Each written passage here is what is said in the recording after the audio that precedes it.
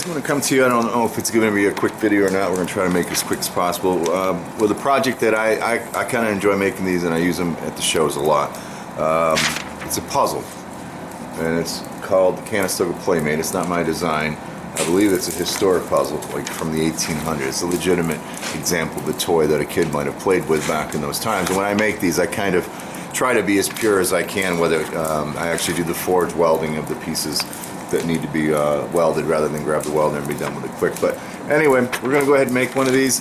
They're awesome if you're doing craft shows like I am. They're awesome as a conversation starter, at least in the tent, or when the parents are pushing the kids by and they don't want to go in and look because they don't want to bring the kids in. You can yell out, "Hey, you guys like puzzles?" And you have a couple of puzzles for the kids to play with while you talk to the parents. But anyway, we have, I think it's 4 parts. What I call the gingerbread man, or the guy, this bottom loop, a triangle, and a circle that we need to make. And all of those pieces fit together into the puzzle. Now normally I use a jig for the bending. We're going to do this the original way, so that those of you that that want to try this for the first time can see how I do it. We're going to see. I'd almost forgotten how to do this the old-fashioned way. But the lengths, here's what I end up using. I use 1/4 inch square when I'm lazy, alright, which I actually don't like because I like more of a hammered look, so I want to make sure this gets kind of beat up a little bit. Very often 3/8 round, anything 3/8 round, go ahead and square that off. For these 3 pieces here, for the dude, the U-shaped piece and the triangle. And then I like to use a round stock, 1/4, 3/16, something like that. Excuse me, for the round stock to make the ring. You can use square if you want to. And again, you can start with something round and square it off. It gives it a nice hammered look. But today we're using 1/4 inch square and 1/4 inch round. That's what we're using. I'll give you the dimensions that I use. But for the dude, I use 20 inches. For the U, I use 15 inches, 1/4 inch square. For the triangle, I use 12 inches. And for the ring, I start off with 10 inches.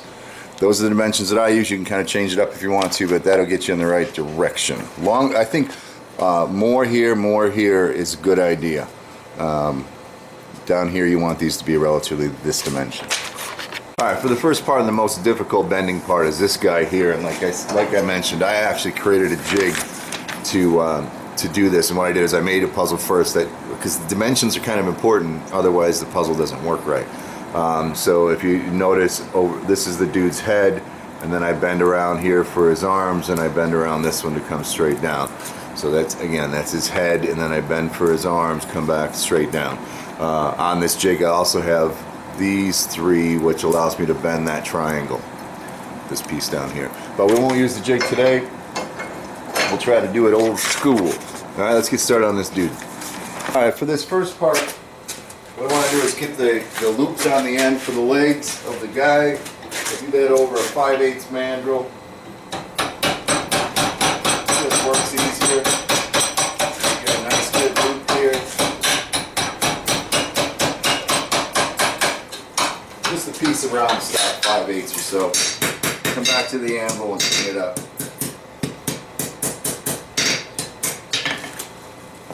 Just like that. We need to do one more. Get the other one done.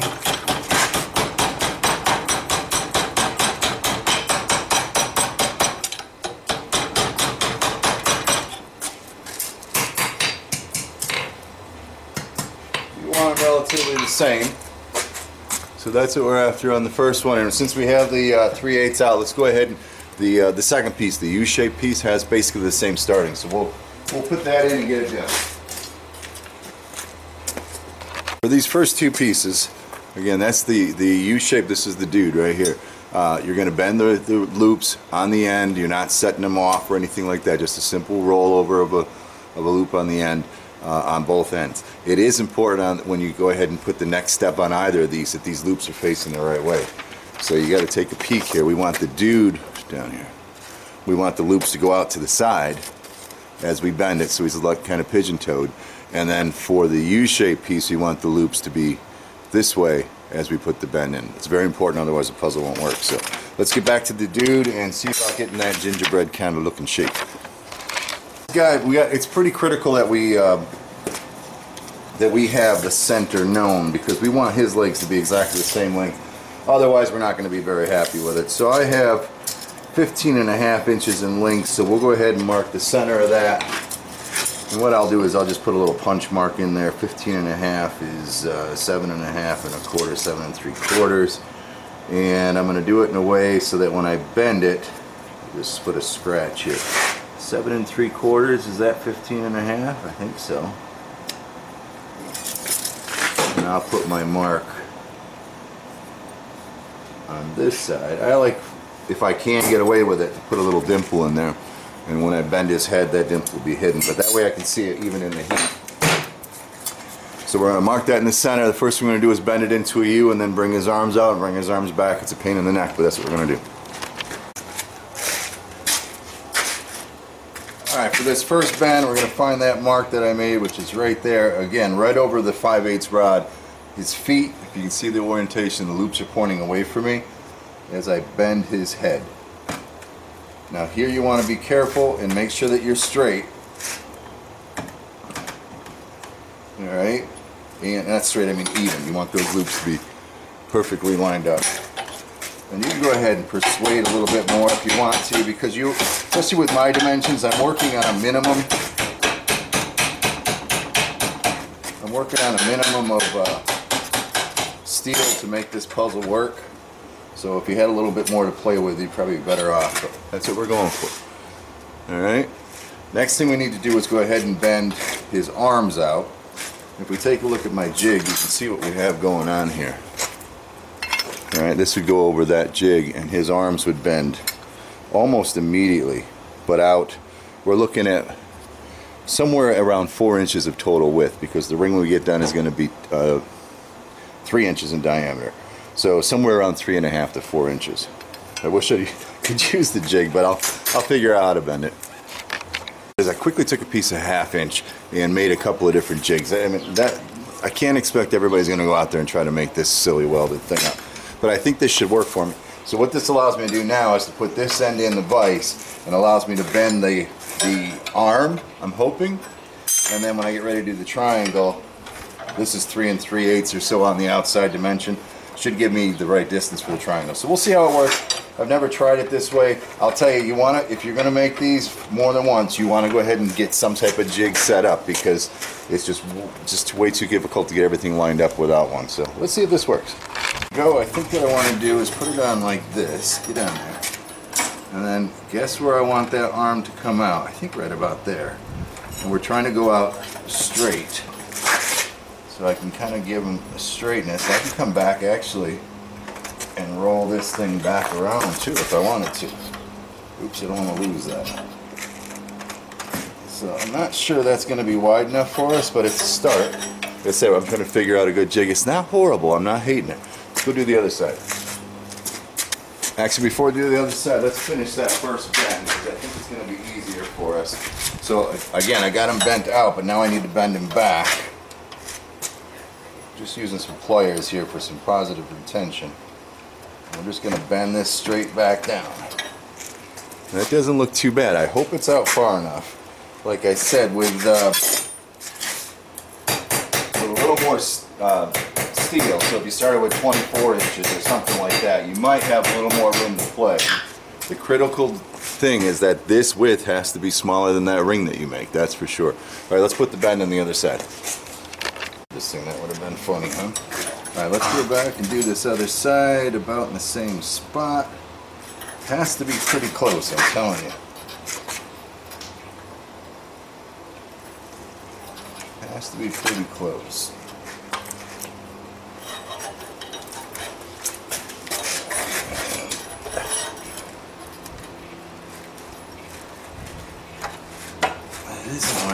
His head's a little crooked, but that's alright. That's kind of what, this is why I went to the jig in the first place, because things get way out of proportion here. His head needs to come back, and we need to bring them together. And it's important. Let's bring this side. No. See how stubby this arm is over here? I don't like that at all. But we'll that's why I have the jig. You gotta work it out. You gotta make it all happen. Otherwise, your ring will not work properly. And then we'll all be crying full show. But maybe we're okay. Let me just... There you go. Tweak that a little bit. It's more like a ghost than a gingerbread man. 2 critical points. This width has to be something that the ring can't get over, and these rings have to be in alignment. They have to be at the same, or pretty darn close. So I'm not happy with, let me just see what we got for dimensions. Him a little bit manually here because I think we're okay-ish. I'd like to get a bit of a pinch on this arm if I can without losing. See, I got room to do that on his leg. And I think once we do that, I think we're going to be looking a little happier. Yeah. So again, we got to keep everything pretty straight. Just should have used a little bit more arm there, that's all. And I'm not totally happy with it, but I think we're going to work. I think we got, for a width here, 4 inches. So if I make that ring 3, I think it'll be okay. So not totally happy, but without a jig, you know, this is handmade. So I think people will be okay with it. So get them lined up, get them straight, and then put them off to the side. Next thing we're going to work on, if I can find it, where the hell did it go? This U-shaped doohickey majigger, alright? The bottom piece. And that's this piece just bent into a U. Very easy, one step. The only issue is once you connect those two together, you got a little work to do here. But and again, when I bend it, I want to make sure that those loops are facing, let's say, backwards or forwards rather than out to the side. Backwards or forwards rather than out to the side. All right, I'm going to mark the center. We're going to go back to the 5/8 round. All right, let's pull that out of the fire. This is a nice, easy step. Find your center mark, and again, I'm going to bend it with the loops up if I can. I can find my center mark. There it is. And I want that on the outside, so I'm going to bend it with the loops down. Either way, it doesn't matter. Right on the center, just bring it around. You don't need a super tight bend here, but you got to make sure they're centered. So if they're not, work them back out and get them so that it's aligned right and centered. I'm not happy with how that bent. There we go. Yeah, it isn't my best job, but hey, we're on camera. When you're on camera, things don't work right now. The thing that is important is that those 2 loops. Let me just move you over here. I think I got enough heat. Those 2 loops got to line up with his feet. Let's see. Where are you? Right? So we need to make sure that we can put those on, and they're going to be, I like to have them just centered inside the diameter of the feet. So this shape you can just pry apart. Looks good just like that. Okay? So I'm happy with that. Not happy with the geometry, but that's what we're going to live with. Alright? Now, what we need to do is attach. No, we get the triangle first. The triangle gets put on, then we attach these 2 guys together. So let's get that triangle made. Different things you can do with this triangle. So we got to cut it 12 inches. We want 3 sides. That's 4 inches each. But we're going to overlap with a scarf because we're going to forge weld this together. And that's one of the things I like about this project. And that's why I'm sharing it with you. Is it's a chance to do a multi-part piece that you need to assemble and some forge welding along with it. Some good, easy forge welding. So if we overlap, let's say a 1/2 inch on each side, which is probably a little more than I will, probably somewhere between 3/4 or 1/4 and a half, but 1/2 inch on each side, that leaves us 11 inches to split into 3. So you could actually measure this up and then put your marks in and just bend the thing over the anvil. That's probably the easiest way to do it. But I think I'm going to go ahead and use my little jig just to see how close I made it and go from there. See how this little jig works on the triangle. Thing out of the fire here. So I want to go a little hotter on this end. Just give me a second. A little hotter. Cool down. It doesn't have to be super hot. It's pretty small material. But you don't want to be fighting it. Especially if it takes you more than one try. So here I'm just going to go somewhere in the middle and bend my 2. Alright? And then we'll come over here and bend that one. And we'll come over here. And again, this may look hokey, but it's going to be a triangle when we get done. And we'll bend that one. And we don't like my jig much at all. I'm not happy with it. But It ain't over till the fat lady sings. We'll heat it up again. We'll give her another try. Why that jig didn't seem to work very well, and that's because as I bent it, the outside's curved. So we're going to work around it. And again, I'm using these jigs purposely to show. Please don't use too much heat. Oh my gosh, sticking around here. Purposely to show. So let's start over again. I'm actually going to bend one a little farther than I want. And then what happens is this gets curved out. So I'm just going to flatten that back out a little before I put this bend in. Stay there now. And that helps quite a bit, all right? So now I think we're okay on the dimension, assuming that my jig was made right in the first place. So now I can come back and go ahead and bend this one back. And bend this one back. So you see what I did there? So hang on. See this bend here, how it curved out. So when I was bending it, it kind of bowed, and that ate up some of the distance that I had figured out. So yeah, it's a multi-step thing, but again, I'm trying to do it in a way for you guys that didn't have a jig already made up. Obviously, you can see why I made a jig for this thing. And quite honestly, this jig actually isn't the best design. I tried to do it all at once, and it's still a little cumbersome, but it does work much better than what you're seeing anyway. So let's see what we can do.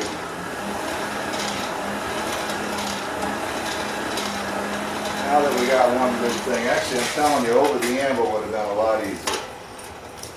It truly would have. Well, we got one heated here.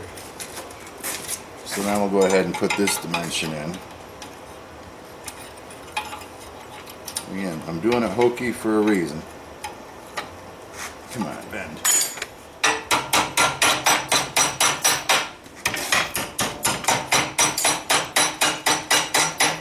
It's not horrible. And we should be able to put this one on now and get a bend. That didn't get much heat. How the hell? We ain't horrible. We ain't horrible. So it isn't what I planned. I wanted the scarf in the, where am I? In the middle here for the forge weld, but right here and we're overlapping about the ½ inch that I thought. So let's go ahead and get this thing prepped for welding. It's going to take a second to redo this because I think it's in our best interest because that jig I used didn't work very well. So I cut another 12-inch piece. I'm going to mark 2 and add 4 to that is 6 and add 4 to that is 8. No, 4 of that is 10. Alright, and we'll just bend it over the anvil. I'll show you exactly the easiest way to do this. You gotta try it, man. Especially where I am right now, I'm trying to make things as efficiently as possible so I can make as much money as possible or be able to sell it as low as possible, at a lowest price as possible. So the jigs are important, but when you don't have them, use your brain, and I think what we just saw, what you're about to see is going to be much easier to watch. And find our marks. I'm looking for 2 of them anyway. There's one and there's the other. So all I'm going to do is take that mark, put it on the inside, just put my kink in there.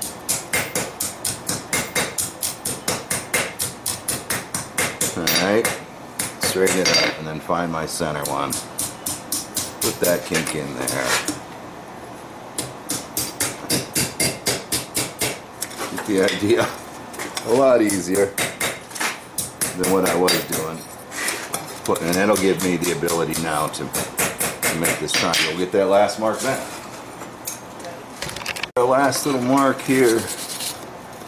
There she is. Could have heated a little farther out, but put that bend in there. Yeah, I'm okay with that. A little short, but that's alright. Bring that around. Bring these guys together. And there you have it. Alright, so that worked a lot easier than the jig that I made. Not necessarily easier than any jig you would make. So that's just about ready for welding. Here's the original. All I did was pull them apart a little bit so I can scarf these corners, which you could have done ahead of time if you wanted to. And we'll weld it up. So either way, guys,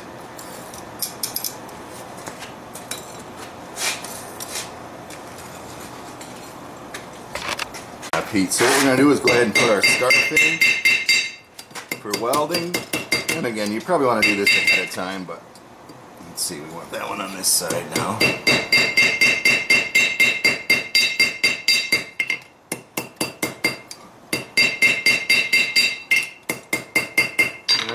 brush that quite a bit there. Try to get those insides as clean as possible. And bring them together.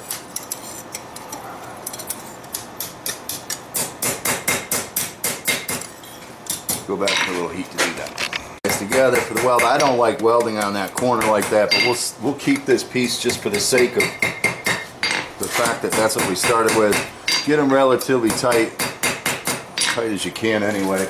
We'll go ahead and put a little bit of flux on this one. Where am I here? Normally I do it inside my bucket, but we'll make a mess today. Nothing fancy, and we'll go in for a welding heat. Take too long, a couple of hits there. Jeez, I don't like where I am, but that's where I'm at. Alright, we'll go back in, we'll clean it up.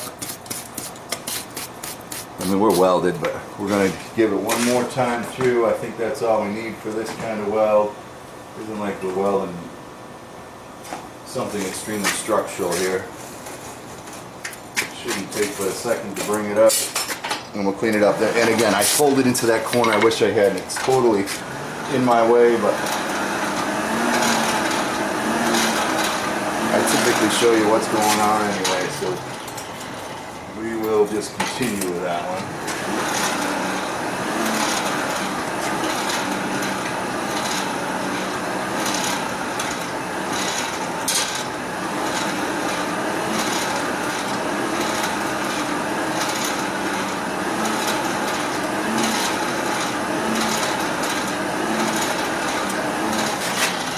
Take much more than that heat right there, and I'm happy with it. So yeah, I see it's so much easier to work the corner on this. But and again, this triangle ain't much of a triangle anymore. I like to show people that it was forged welded because it's more in the tradition of the piece. So let me see if I can turn this thing back into a triangle now. On for the ride. Because unfortunately, we really messed this triangle up. But sometimes that's the way it is. It's showing up right on that. The bend is right on that forged weld. But it doesn't have to be perfect, alright? People don't want it to be perfect. It looks better when it isn't perfect, but it also looks good when you have some degree of representation of what that part's supposed to look like in the first place. So definitely the second method of making that triangle is the right way to go. But it is what it is.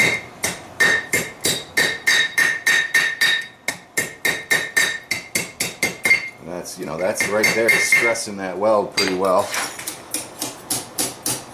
So that gives you confidence that your forged weld worked alright. Alright, that's all I'm going to do with it, guys. You get the idea. Drop it on the ground. Do what you got to do to be happy with it. I'm happy with that. That's not bad. And that's cool. That forged weld took really well. Alright, we got one more piece to make on this project. And that is the ring. And again, so this is I think it's a cool project because it gives you two forged welds to deal with. So let's get the ring in. Alright, for the ring, we'll go ahead and put the scarf in ahead of time. You can do that with the triangle also. I don't know why I don't do that. I don't know if I'm just stubborn or I want to see the triangle before I decide what the scarf's going to be. But there's one end. We'll get the other end scarfed. And we'll roll it into a ring. This scarf on the opposite side of the other one.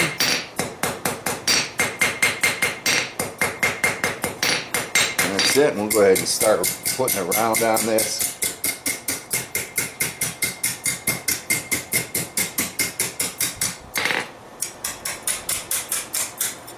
One more heat. We probably don't even need heat at all for this thing, but what you want to do is bring those two ends together. Rotated my scarf. I don't want that to happen. We'll be alright. Alright, see how my scarf's got twisted there? I'm going to heat that and roll them. Maybe that's why I don't scarf ahead of time. Not a big deal. We'll just go ahead and get them in the right direction, so that we're happy. Now, because of the trouble that we had with the arms, I might want to overlap this a little more than I would, because I don't want it, when I get done with this ring, I don't want it to be hot. I think we'll be okay. I mean, even now in an oblong size, this ring can't get up over those shoulders, I don't think. So I think we'll be, oh, that one it can. See, this is what we got to watch out for. Let me show you. So again, this ring isn't round yet, but we don't want them to be able to tip in the head and squeeze it by one of those arms, all right?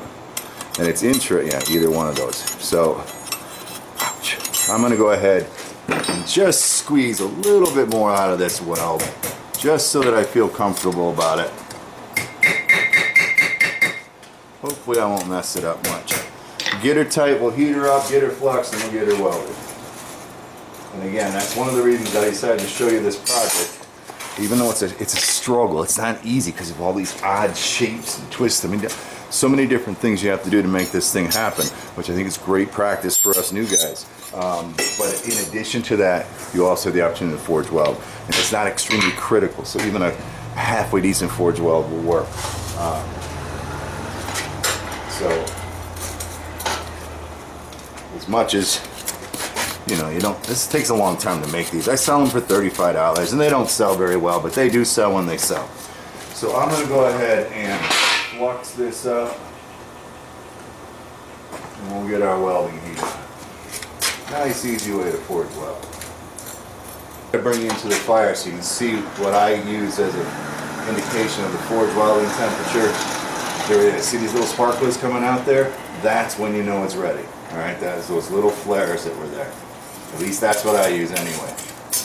But at that point, you've gone almost too far, so you really have to be on your toes. As soon as you see that, you want to get it pulled out of the fire. At least that's what I want to do.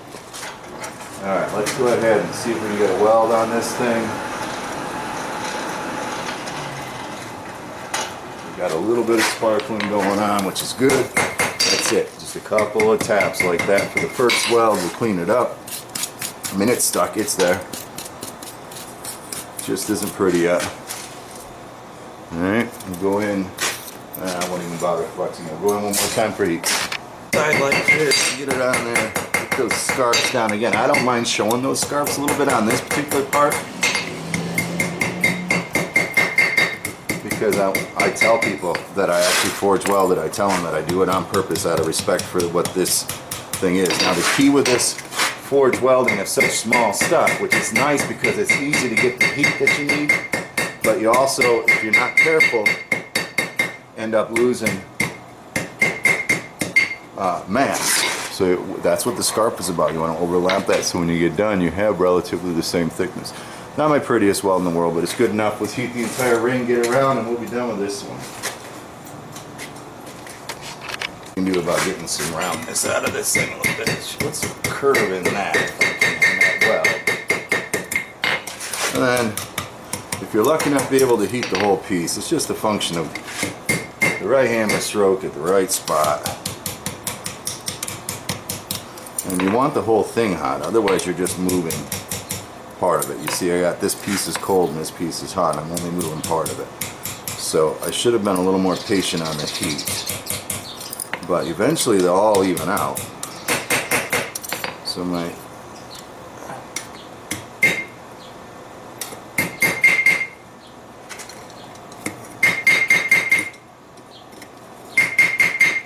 the same time, you don't want to stress that forge weld too much. So close counts in this game, and I'm okay with that. I think I'm okay with that. For the sake of going back for one more heat, having a nice beat up ring. People like that stuff, man. They like to see it perfect. I like to see it perfect. I'd probably go back for another heat. But we're going to call that a ring. It don't look too shabby at all. Alright, so now we got our ring, we got our triangle, we got our two pieces. The last step in this project is to assemble it. And what we need to do, hopefully this triangle is, yeah, it's cooled down. This triangle needs to be on. And this is another cool thing about this project. Am I zoomed out? Yeah. Is that you got multiple pieces that you have to make and multiple pieces you have to deal with to assemble it. So what I like to do is I like to take these two rounds, and again, you could have done this in the beginning, but I like to get them shaped where I want. And then I'll heat them up, open those up, slide this dude in, and then close those guys back down. I like to get them where I want them to be to begin with, because I think that they go back easier than if you didn't go exactly where you wanted them. But again, at the beginning, you could have opened this guy up. So a couple of things you can do is open this round, or just twist both of them sideways. If you twist both of them sideways, you can come in on the side and bring that up. So, but the triangle has to be on. Make sure you remember that part. All right, you want a decent amount of heat on this one because you got lots to do. Remember, triangle goes on. Then I'm going to take, actually I could have waited with the triangle, but I'm going to roll these guys, can you see? Yep. Roll these guys sideways and maybe up a little bit.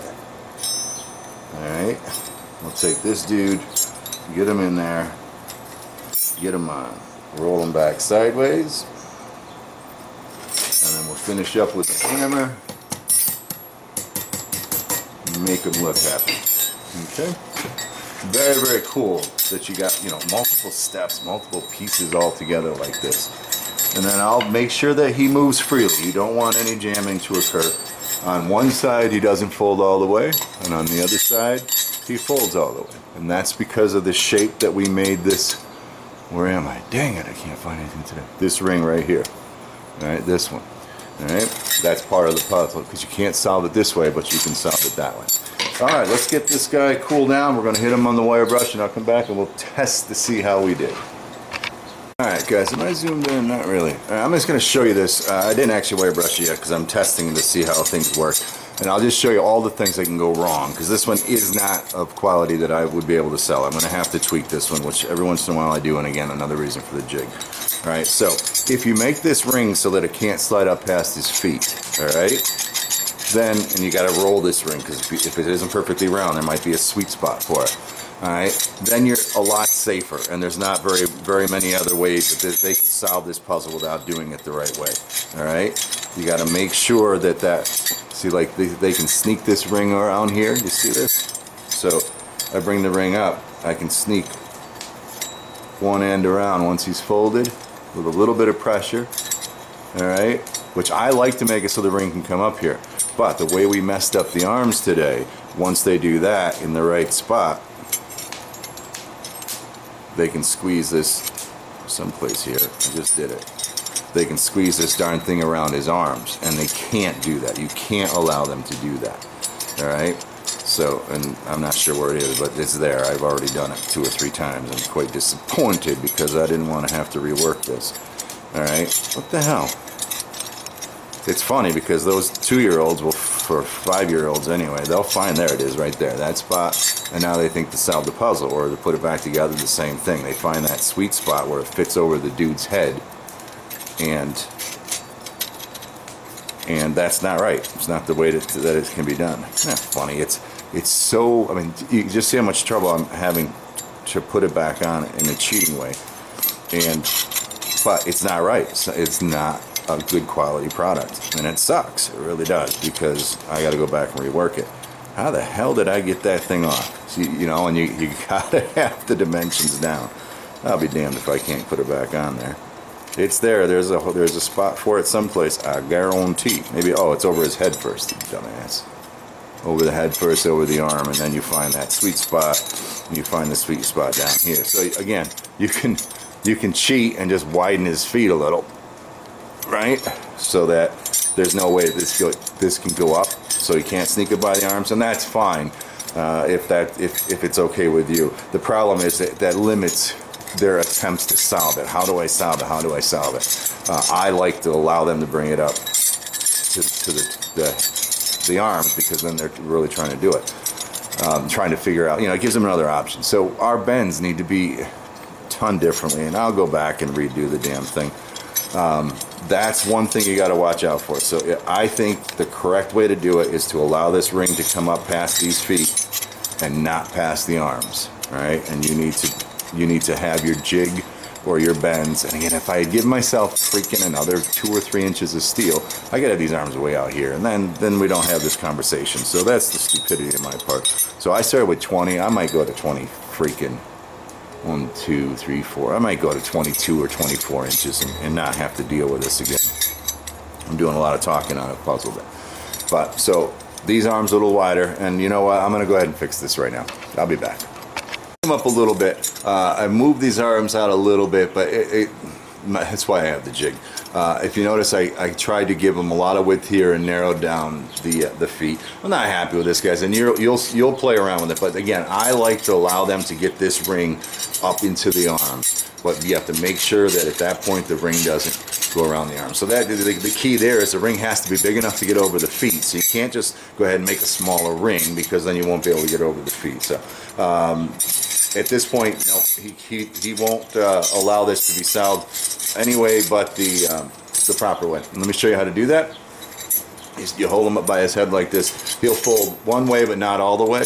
And the other side, he'll fold all the way. So this is what I tell people when they're in the booth. I say, find it so you can fold them all the way in half. All right, and then go right for the ring to start doing. I say, forget about the ring. Take the triangle and slide it up one side of his foot. All right, so that the ring can now be pushed between his legs like that. All right, drop it down between his feet. Ring comes right off. All right, very, very cool. Goes together the same way. Fold them in half all the way. Ring on his foot one way, and just roll them all the way around and let everything come together. So that's a cool little project. I like this. I think it's a great project for us beginners, because the bending is important. I mean, I messed it up, but I didn't use my jig. All right, all of these eyes need to be in the right direction, the right shape, in order for things to work, the right width. Forge welding for 2 pieces, which is awesome practice, and I think people appreciate that. This thing is made the way it would have been made back in the 1800s, 1700s, that kind of thing. All right, cool. I hope you enjoyed the project. I think it turned out longer than I wanted it to be, because I'm almost full. So we'll see how long it is for you, but very good beginner blacksmith project. Conestoga Playmate. Ciao. Catch you on the next one. I hope.